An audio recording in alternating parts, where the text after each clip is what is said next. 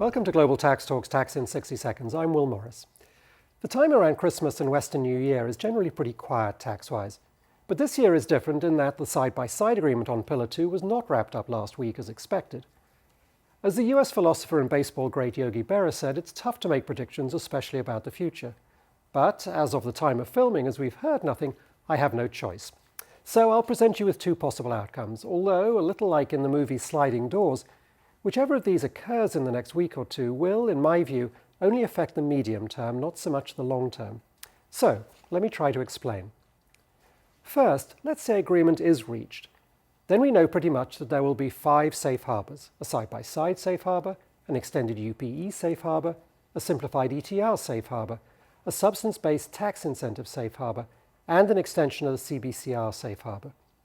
Additionally, we have to assume that Poland, the Czech Republic, and China will have secured further concessions in the tax incentive safe harbor and possibly the side-by-side and/or UPE safe harbors, while Estonia seems to have a commitment to an EU extension to the small country exemption that will likely require a change to the EU directive.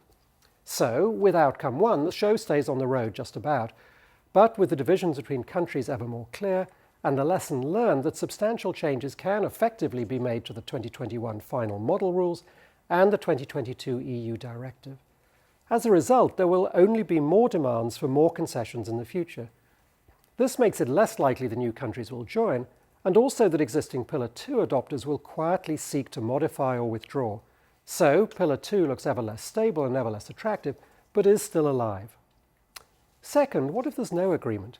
Well, starting January 1, we enter a new and still more uncertain phase as the UPE safe harbor expires and there's no side-by-side. That would bring on UTPR taxation of US and Chinese domestic income, as well as of foreign subsidiary income.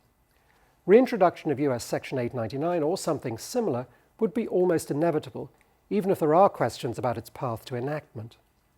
Worsened US trade relations with the largest trading bloc to have adopted Pillar 2, the EU, may also follow, and with the US in active opposition to Pillar 2 and with China and India at best neutral, other adopting countries outside the EU could start to pull away in a disorderly fashion.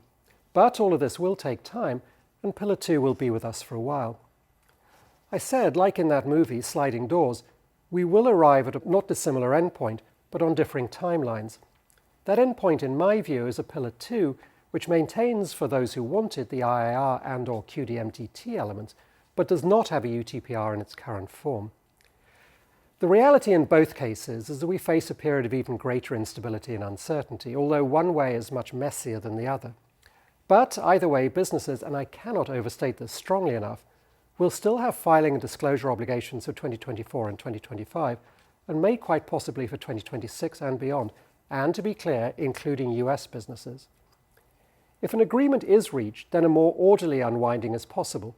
But if there is no agreement, then businesses face the prospect of many countries going their own way with differing requirements, not just on compliance, but more substantively, and with the active opposition of some of the largest countries in the world.